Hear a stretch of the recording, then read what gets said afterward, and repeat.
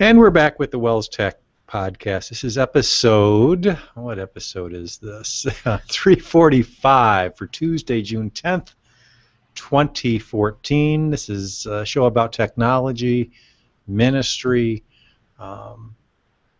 anything where those two intersect, and there are a lot of intersections, and helping me navigate them, as usual, Sallie Draper. Hi, Sallie. Good afternoon, Mr. Spriggs. Nice to be with you today. How are you? Very formal you are today. I am. Oh, and I got the cuckoo clock going in the background. Hopefully y'all got to hear that. Must be time to start. Yeah, we got the deal of the century on a cuckoo clock, and it's going to come in handy to tell us when WELSTech starts. Worked at the Treasure House. I'm now on the board of directors of the local thrift shop that helps our Minnesota Valley Lutheran High School. And spent a day working there, got a cuckoo clock for $17.50. Is that a deal or what? Does it plug in at least? There are no electrical components to my clock. It's controlled by weight. It took us a while to figure it out because it was off time and we thought we'd have to take it apart and fix it. My husband Googled it, and there's this thing called a pendulum on it, and that controls the time. And there's a little leaf motif on the pendulum that you slide up and down to control it. Controls the speed. It's some fine artistry and engineering behind our cuckoo clocks. Yeah, you think you've got it nailed, though. I've had experiences with cuckoo clocks in the past, and there'll come a time where it won't be at the right time. Yeah, well, pretty much daily, but oh well, it's fun to try. It's a neat addition to our home. It'll be right twice a day. Yeah. Or it'll drive us cuckoo, one or the other. Or both. Okay. Speaking of cuckoo, we took on a big project for this summer. Yeah, this is our light series. Our summertime is always meant to be... Somewhere we lost the concept of what light is, and we picked these projects that actually turn out to be more work than the regular WELSTech season. But this is actually a very necessary project, right? That's right, Martin. I was trying to think back to the history of the WELSTech Wiki. I think we've had a WELSTech Wiki site since the first year that we started the podcast, perhaps within the first 6 months even. We decided it would be appropriate to set up a resource gathering site that was collaborative in nature, that allowed our listeners to input or to update the website. And we went about deciding on a wiki platform, and we picked one, and that probably is, if you're looking at my screen online, looks very familiar. WELSTechWiki.wels.net was our platform, and we have, I think, about 75 pages and lots of great information that's been stored here over time. Unfortunately, it's a little bit unwieldy at this point, and the garden needed to be weeded, and so that's our goal for the summer, to clean things up and move it to a new place. It's not just weed. We're relocating the garden. That's right. Moving. We picked a technology. I think at the time it was called wetpaint.com. It was one of the 4 or 5 kind of wiki providers out there that it was kind of cheap and met our needs, but then over time they had to figure out how to make some money, and we had advertising, and it wasn't as easy as we thought to maintain. So fresh start, we're going to kind of transplant all that content, but a section at a time. So throughout the course of the summer, the 12 weeks here or whatever, we're going to take a section. How many sections are there? Are there 12? I think we divided it into 12 chunks, and yeah, it's not that they're specifically going to be 12 areas of our new wiki, but that we're going to divide it up and move it that way. So a couple things to note here. First of all, we're going to do it by section, so we'll live in both worlds for a while. So if you're used to going to the old wiki, you can still get at some of that old content. But as we move, we're going to replace that content and give it, give you a little farewell sign there saying, hey, it's not here anymore. It's over on the new site. And we are using a familiar technology over in the new site. Actually, technically, not a wiki. Actually, technically, a collaborative website, which is what a wiki is. Okay. But we decided, and finally, after a lot of effort and trying out different platforms, we decided to go with a Google site of all things. Mm-hmm. And just kind of allow people to request access, grant access, and once you have that access, it becomes a collaborative website. You're able to edit the web pages there. Yeah, and that's a good lesson learned, because we did try kind of the king of open source wikis, MediaWiki, which is what Wikipedia is built on, and many other wikis, and anybody can set those up pretty easy. I mean, the setup is not all that difficult, just to kind of get a base site up.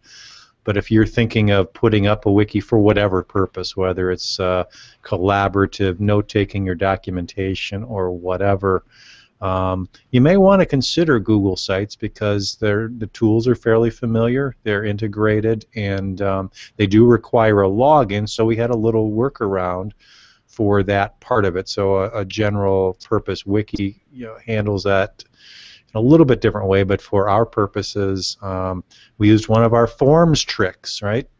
That's right. We just embedded a Google form right on the site. If you visit the new wiki site, and we have a brand new URL for it, welstechwiki.gapps.wels.net, there's a link, a button in the top bar that says request an account, and all we're asking is for your name, congregation information, and email address.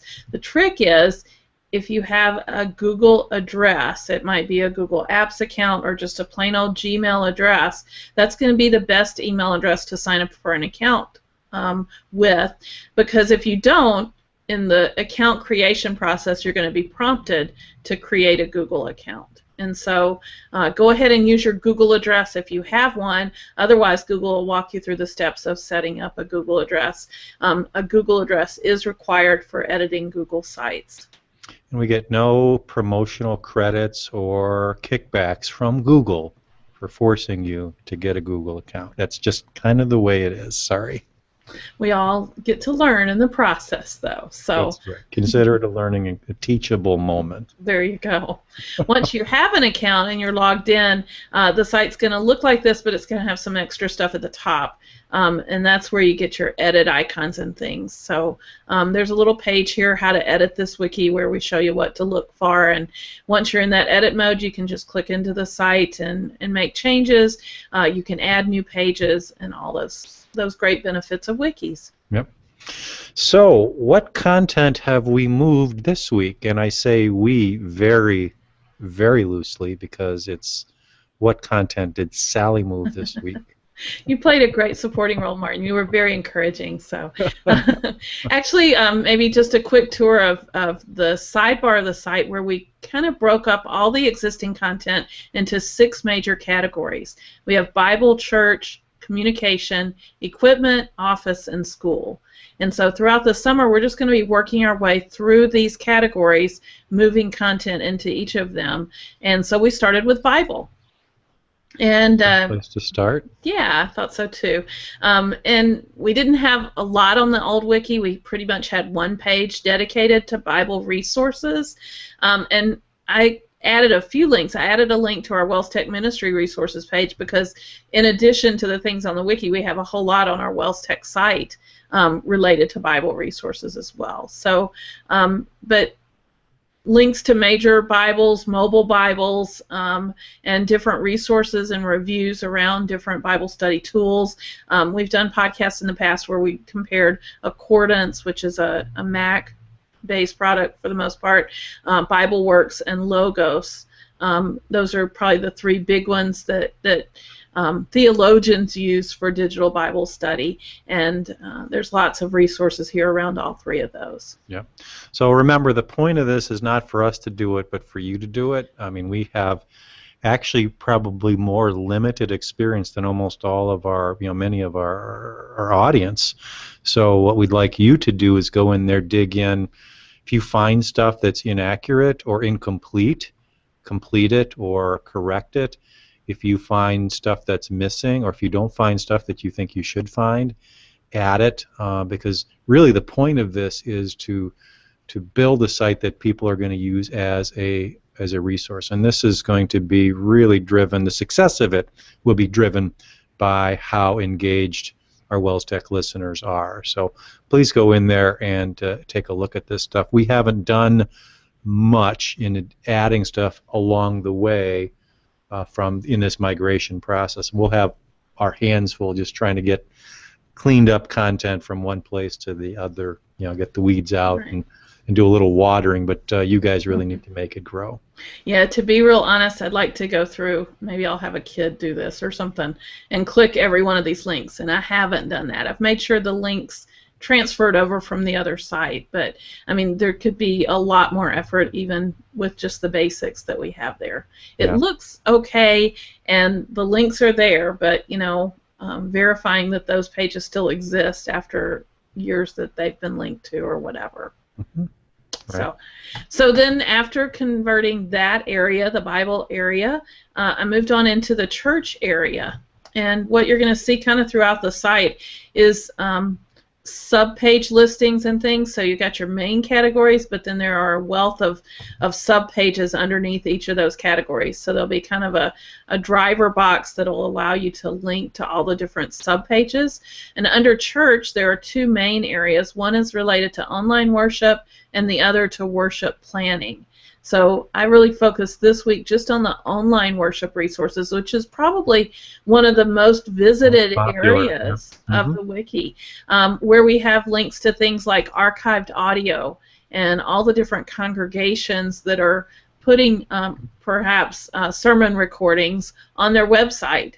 And we have it organized by state and then by city within the state, and then you can click on the congregation name to see the different archived audio resources that are out there. There's some breadcrumbing up at the top, you'll notice. It'll get you back just to that online worship category if you want to go there. We have links to archive video, closed caption, archive video, congregations in iTunes, and live streamed services. Again, most all the pages are organized similarly with the state breakdown and then the individual cities and congregations. But I would venture to say that the listings are not up to date, even Probably if all the links were right. Yeah, woefully behind. Yep. So this might be something worth drawing attention to on the WELSTech listserv, and just kind of really a serious call for people to submit or go on and edit these pages and update the information that's there. So that's what you should do if you are listening or watching this podcast. Go to we have a couple URLs you can get to the wiki at. We created wells.net/WELSTech Wiki. That'll get you to this location. Or WELSTech, WELSTechWiki.gapps.wells.net. Stands for Google Apps. So if you are listening or watching, make sure you go to that site, click on that section, and make sure your church is there in the appropriate ways and linking into the appropriate sites, because we're trying to build a directory. And as Sally mentioned, this is a question that we get quite often. Do you have a list of all the online worship, especially live or recorded video, so that we can watch it if we're on vacation or not available or we miss a Sunday? It's nice to be able to watch these, and we'd like to provide as complete a list as possible. Definitely. I'll just circle back to the WELSTech Wiki homepage, our new homepage, and point out the fact that there is still a link there to the old wiki site. So if you wanted to go back and look at anything from the old site, it's still there, but as I move the pages over, then I'm deleting those pages and just pointing those pages on the old site to the actual link to the new site for those pages. So. Yep. Just a time of migration. Good. Thank you, Sally. That looks awesome. And I've been a critic of Google Sites in the past, and I think with good reason in early stages, because it was just a very bare bones, hard to use tool, and they've made some impressive improvements with the tool. So much so that we've decided that the precious content that we have on WELSTech's wiki site can go there. We're trusting you, Google. Hopefully you don't let us down. I work with a lot of different content management systems, and I think Google does bring a good system to the table. It's been refined over time, and it's working really well for me at this point. I don't know if you mentioned it, but once you do submit that request for a login, there is a manual, a human, namely Sally, needs to receive the email, create the account, and then you're in. So not create the account, but enable the account. So Add it to the permissions. right, exactly. Yep. So I'm kind of excited. Good start, and I'm really excited about being able to have a nicer offering and presentation. We just found a couple problems with MediaWiki, although it had extremely full features. You could do anything you wanted, really. We found it difficult to configure and very cryptic to actually edit a link even. It was a whole different language. It was built by geeks, so you really needed to speak geek to understand it. So I think this is a better approach. Yeah, I'm excited about it, Martin, and I just thought of one more thing that I want to make mention of, and that's the fact that we do have these main pages built out, and we're going to be adding more and more sub-page titles here. So you're going to see kind of a shell of what we're going to be building as we go through the summer. But I would encourage you, if you do create an account, to hold off on editing things we haven't gotten to yet. So for instance, in the church area, there's pages for worship planning, bulletins and sermon notes, event promotion. When you go to those pages, if we haven't made it to them in the conversion process, they're just going to be blank pages, empty shells.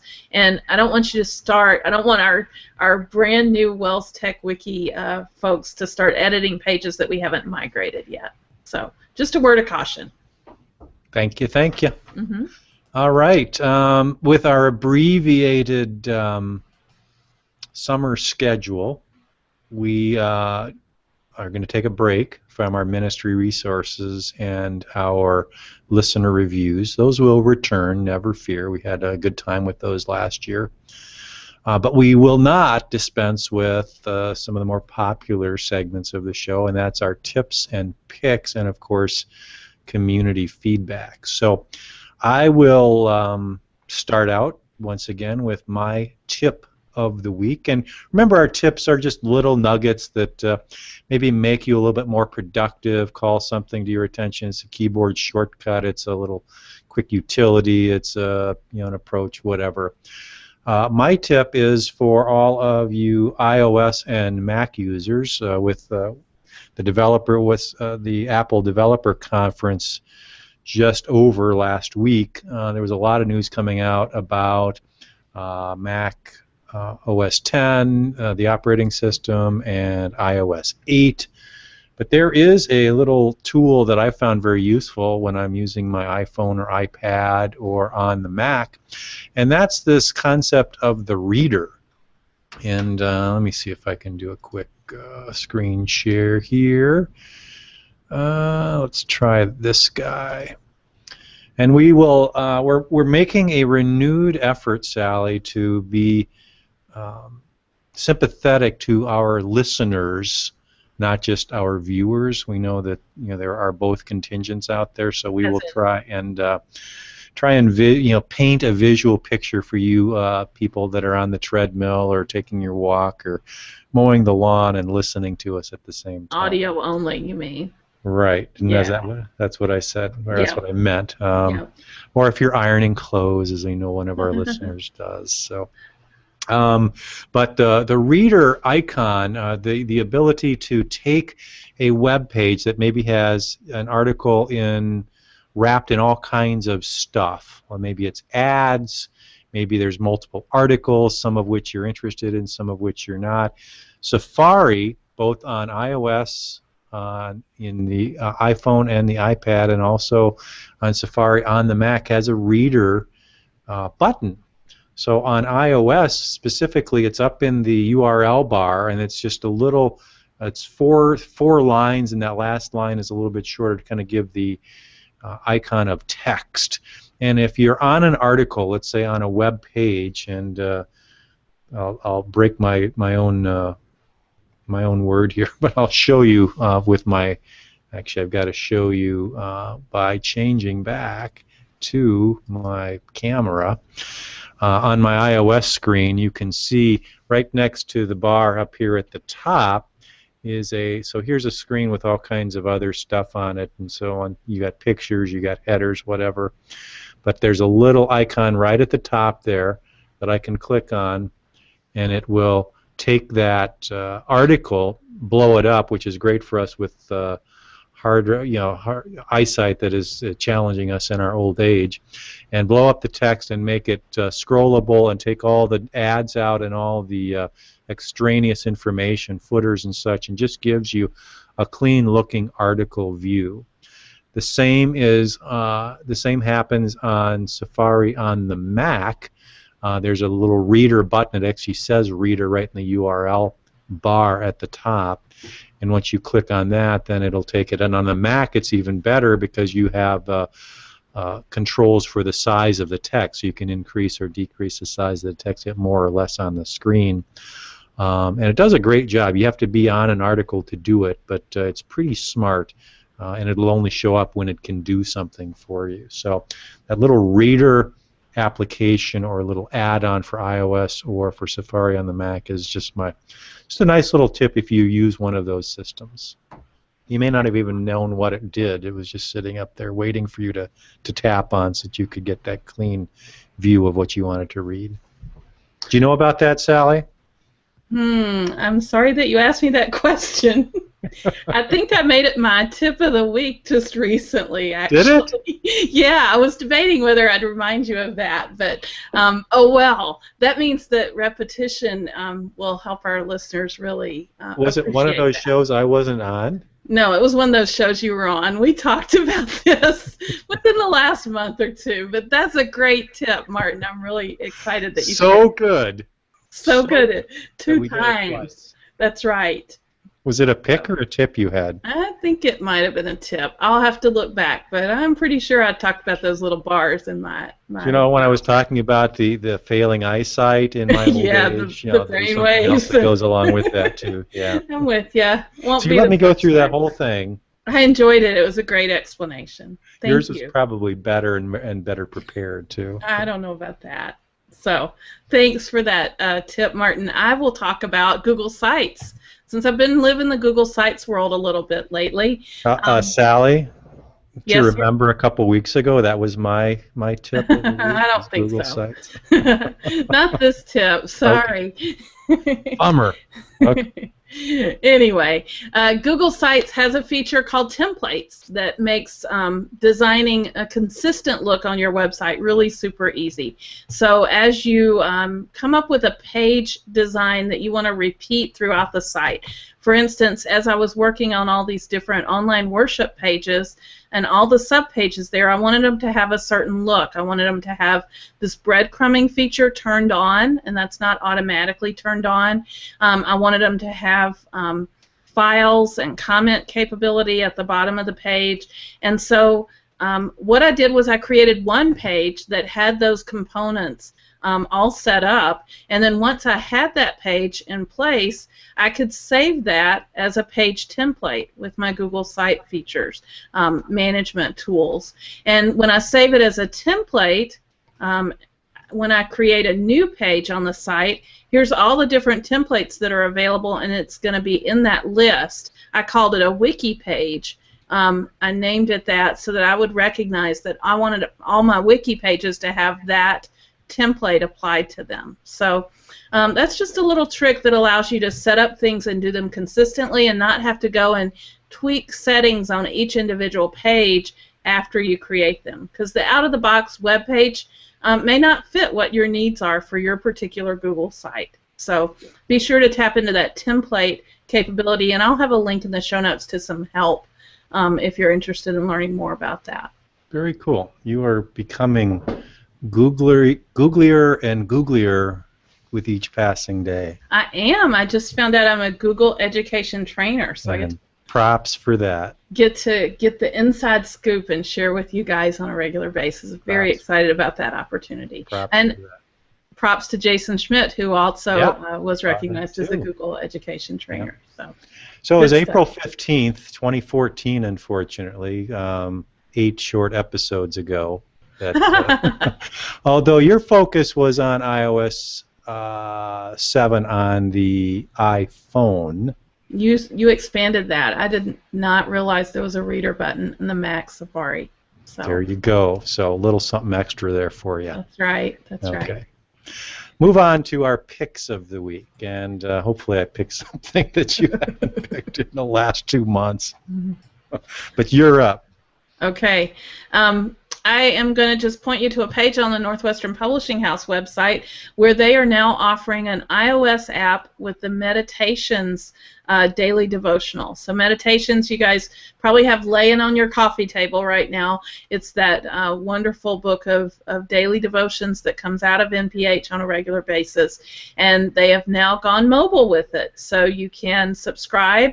I believe the price is perhaps $1.99 for a monthly subscription or $12.99 for the year. So you can download the app, and it comes with 2 weeks of free content and morning and evening prayers, and it'll even notify you when new prayers are posted.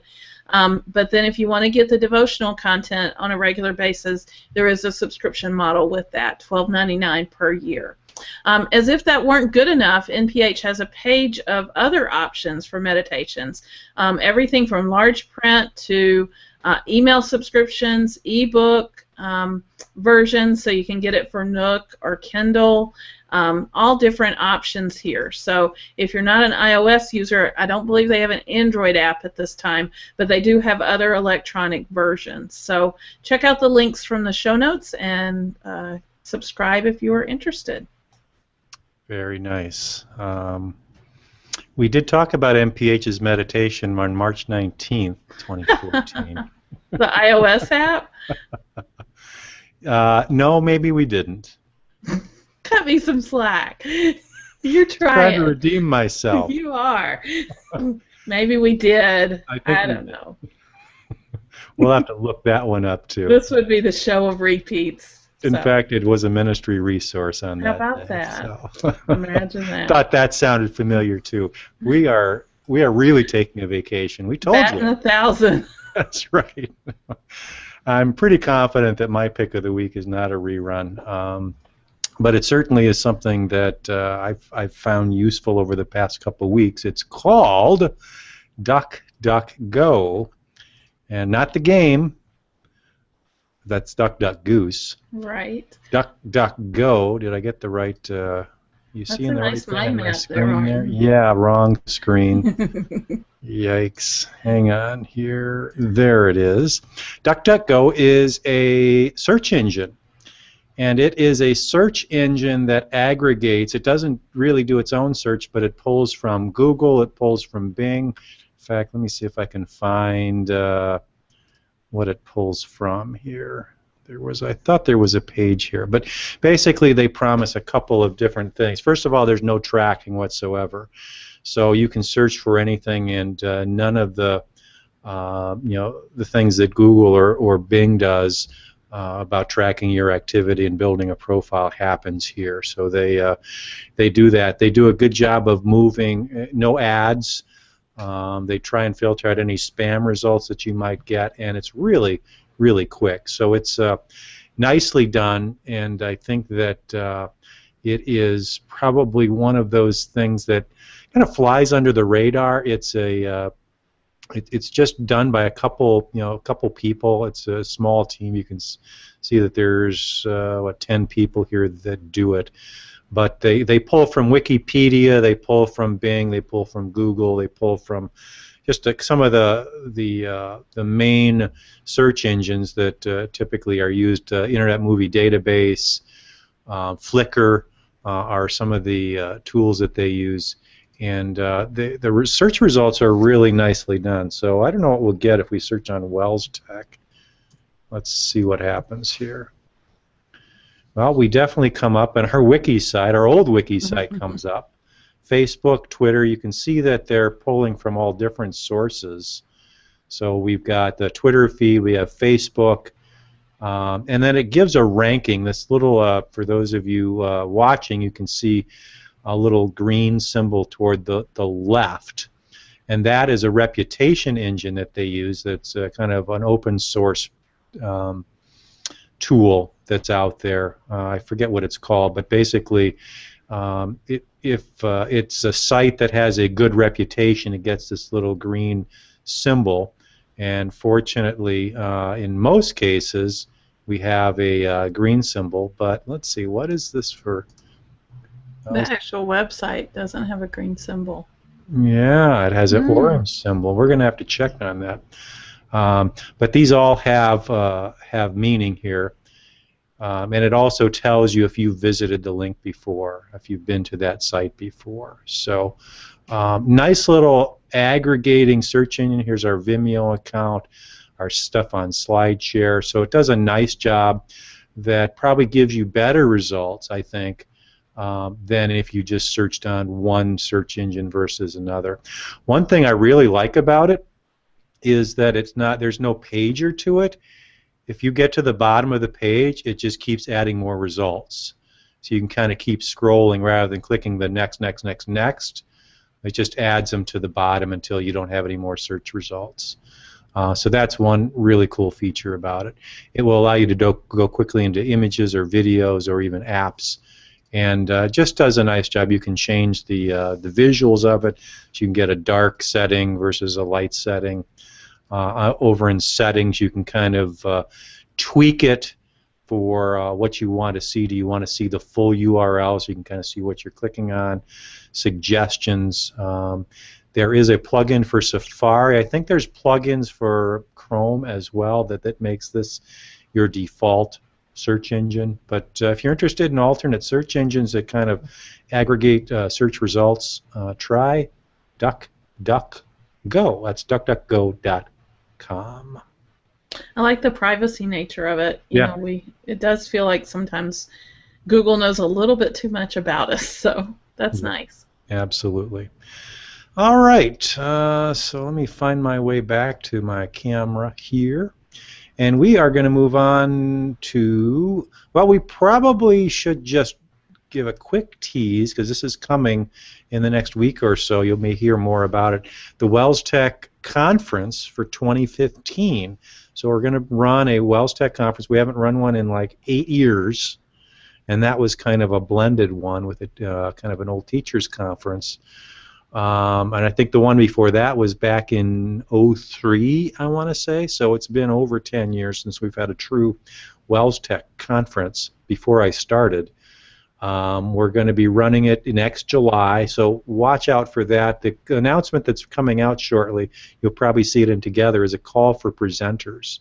So we're looking for people who are willing to present on different topics, and I would suspect, Sally, that many of our much of our audience might have something to contribute in that respect. So pay attention to that. There'll be some nice goodies if you are a presenter, as far as free conference attendance and such. So watch out for WELSTech Conference 2015. Looking forward to it, Martin. Yep. Sally, we have a truckload of community feedback. So we do, and we're starting off with the best of the best, because you and I got an email probably last Tuesday night from a young man. The subject line said, "WELSTech is cool," and I thought, well, yeah, I like this. I think this is a good email. Let's read what I the thought it was person has to spam say. at first, well, we can improve your website or blah, blah, blah. But no, this was real.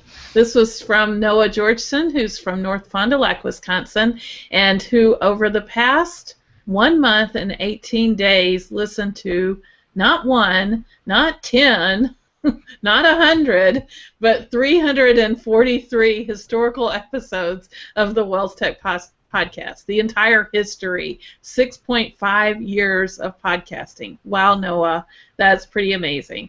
And he not only listened, but he liked it, and he wants to keep listening. And his PS on the podcast said, "I will always watch the WELSTech podcast team in action." Oh yeah. So thank you, Noah. You are rock. kind of listener, yes. And for that, what would he call that? World record creating event of listening to the podcast in 1 month and 18 days from April 15th to June 2nd. You have earned yourself a spot in the WELSTech Hall of Fame. And Noah, you should have received, right before this podcast, an actual Credly badge. That's a coveted item, Noah, let me tell you. Let's see if I can show it on the screen, because everybody listening wants one of these, but not everybody gets this. While you're looking for that, he actually documented each day, journaled the listening time, or what episodes he listened to on what day, and there were a couple days where it must have taken him 6-7 hours to listen through. I hope he had a fast forward. Maybe And listen he double certainly time was. I wouldn't want to listen to our early episodes for sure. And there's a few episodes even recently, maybe this one, that I wouldn't want to listen to. Oh, Noah, we appreciate you, We do. we sent you this Hall of Fame badge from our Credly account. We welcome you to that honorable state and hope that you keep listening. Thank you, Noah, for writing to us. Yeah, Made my day. Feel free to be a contributor too. Add stuff to the show. That's right. All right, I'm going to breeze through a lot more community feedback. First up, from Bob Martins, he mentioned to me that RenderMan is actually going free for nonprofits. I never heard of RenderMan, but apparently it's from the Pixar Studios, and it's a really great 3D video production software that normally costs $495. So free for non-commercial use, and I don't think it's great for AV classes and schools that run that kind of program. Teach them quite a bit about that process. So good stuff. I don't know that they've released it yet. I think it says with their next rollout of an upgrade of the software, that's when the free part starts. But there's a link on their website to register for that. So if you're interested, check out RenderMan. Let's see. We also heard from WELSTech Hall of Famer Pastor Rob Gunther, who sent us a couple of links. One of them from a background noise site, which is an interesting concept. I don't know if you want to pronounce that, Martin. Coffitivity? Coffitivity. I would guess that would be close. So the idea is you don't need it to be super loud in your office, but if it's dead silent, you kind of lose your creativity. Working in a coffee shop apparently is a really great environment, and it's giving you a taste of that background noise that you can play. I kind of laugh because when I'm at home working on my crafts or whatever, my background noise is HGTV and not a coffee house. But anyway, interesting link. Pastor Gunther also sent us a link to an iOS app called MileIQ, and there is a free version of this app that is comparable to the automatic computer component that he's added to his car to keep up with all of his mileage and track all of that. So MileIQ just does it based on the GPS. Yeah, built into your iOS device and allows you to track your mileage that way. It says nothing to press, no start or stop, just drive. Kind of like it measures my steps every day for me using a certain app or whatever. And it saves it all, and you can get it in spreadsheet format and be able to turn in your mileage if you need to or whatever. So check it out if you're looking for a solution like that. Cool. Yep. Let's see. Next up, we had a Google message from a listener, Clarence Chapman. I'm going to turn off my screen share for a moment. And Clarence is from St. John's in Hastings, Minnesota. And he said that they were looking into copyright. He had watched our copyright episode. And you know, Martin, I think that copyright episode is getting a lot of traction. That's an interesting topic for churches to consider, and I think people appreciate the fact that we were able to bring that to them via a WELSTech podcast. But interestingly, though, they are recording their services, putting them on YouTube and local community access station, and there was some concern raised about putting children's faces on camera. So perhaps their camera spans the congregation or whatever, and there hasn't been any kind of a signing of a video release form or anything like that with the video that they're producing of their weekly church service. And so Clarence was just kind of asking what our thoughts were with children being on camera. And he thought of the idea about putting up some signage, you know, video recording taking place or whatever. You know, I suggested if it's a real concern, you could put an announcement in the bulletin along those lines. Martin, did you have any thoughts on the legalities of that? Yeah, well, it is public, and you're not identifying kids, but I think there's a courtesy issue here, and just kind of a church family kind of awareness that you need to keep in mind as you want to do that kind of thing and make sure that they are aware that that's happening. I think the ideas that you provided are right on. Just make sure people are aware of it, and if people have objections, then you need to be sensitive to that, even though legally you don't have an obligation. I think you do have an obligation to create an environment where people are going to be comfortable worshiping with their kids. So. Very good. I think in general, live streaming is one thing. Archived video, that's another reason that I wouldn't necessarily recommend archived video of the entire service. Usually just the sermon portion is good, but even a good videographer is going to show shots of the audience too, even during a sermon. So just be aware of that. All right. Moving on, we heard from Brent Nimmers, who happens to be the owner of a brand new Apple TV, thanks to his name being drawn last week. He also sent us a link to DropItToMe. DropIt2.me is actually how the URL works for that site. We've talked about this way in the past, Martin, but not real recently. It is a nice add-on to your Dropbox, potentially. It allows you to connect to your Dropbox and allow people to upload items to your personal Dropbox folders. I thought of this as a good resource for the school yearbook, where they're always trying to get everyone's photos from school events or whatever. They might use a DropItToMe box and send people to that page to upload their images so that they have all those images collected in their central Dropbox folder. I'm sure there's many other applications for churches and schools to have a file upload area, and DropItToMe might be an option for you. So check it out. It's free. Yep, it works well. It's pretty cool. Mm-hmm. Another listener wrote in asking for information about a complete list of WELS websites, or WELS affiliated websites. And what I was able to point him to, I think this was Jim Bauer from up at Christ in Baxter, Minnesota, was the fact that on the WELS.net website, there is a link in the footer of the WELS.net site to other sites. And when you click on that, then it expands and you get this full listing of affiliated websites. It probably more than you even knew were out there. So a really well done list, and you'll want to check that out. Jim kind of had the idea of a compilation website, kind of pulling in from all different WELS affiliated sites, updated content and things, and putting them in one place for the congregation there in Baxter to peruse and be aware of different opportunities and things like that. So be following that effort, and hopefully Jim can report back to us and tell us how that's going. Great. All right. Next up, I think this was in the form of a voicemail message. I heard from Will Windorf, who's at Trinity and St. Luke's in Watertown, Wisconsin, and their classroom idea was to use Surface tablets potentially for having a tablet device in the classroom, and he was just really looking for feedback, what kind of experience others have had with Surface tablets, any issues or ideas from us related to Surface tablets.